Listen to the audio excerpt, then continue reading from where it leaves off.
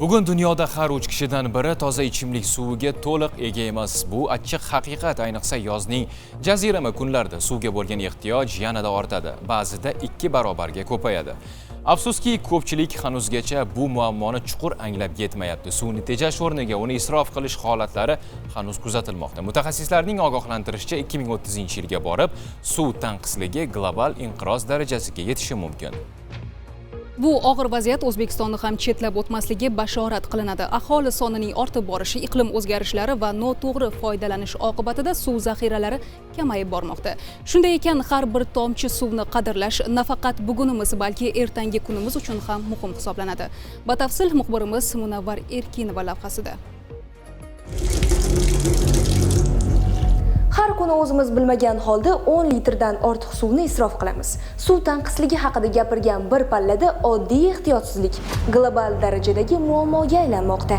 Dunyo bo'yicha 2 milliarddan ortiq inson toza ichimlik suvisiz yashaydi. Birlashgan Millatlar Tashkiloti prognozlariga ko'ra, 2030-yilgacha suv resurslariga bo'lgan ehtiyoj 40% ga ortadi. Afg'oniston, Yaman, Sudan va Efiopiya bu davlatlar 2050-yilgacha toza suvdan butunlay mahrum bo'lish xavfi ostida. O'zbekistonda esa aholi jon boshiga to'g'ri keladigan toza ichimlik suvi miqdori 1500 kub metrdan kam.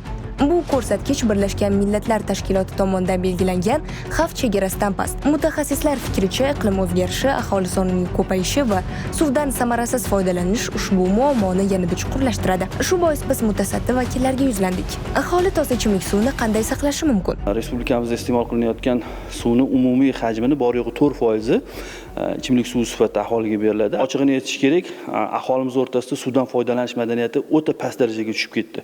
Ana shu nuqtai nazardan oldimizda oqqadan suv bo'ladimi yoki jo'mraklarda kelayotgan suv bo'ladimi, uni deyarli qadrlamay qo'ydik. Mana oddiy kundalik hayotimizda kuzatadigan bo'lsak, oddiygina mana shu qishloq xo'jaligi yoki bo'lmasa poliz ekinlarni muzlatish uchun ham yoki mineral suvlarni muzlatish uchun ham yoki oddiy masalan salqinlanish uchun ham mana shu ichimlik suvdan foydalanish, uni isrof qilish holatlari juda ham ko'payib ketgan edi. Suvni tejash bo'yicha mana shu kundalik hayotimizda kuzatiladigan mana shu isrofgarchiliklarga yo'l qo'ymaslik kerak. Qariyalardan ko'rgan joyimiz bor. Mana shu oddiygina qo'l yuvishsa ham gullarni tagiga borib yuvishardi. Ya'ni nimaga unaqa qilyapsizlar desa, sen baribir shu narsani sug'orasan-ku, isrof bo'lmasligi uchungina shu ishni qilamiz deyishardi.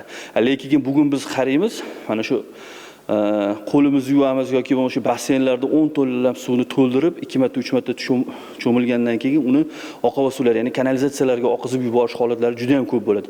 Ana shu foydalanilgan suvlardan shu dov daraxtlarni sug'orishda foydalansa maqsadga muvofiq bo'ladi.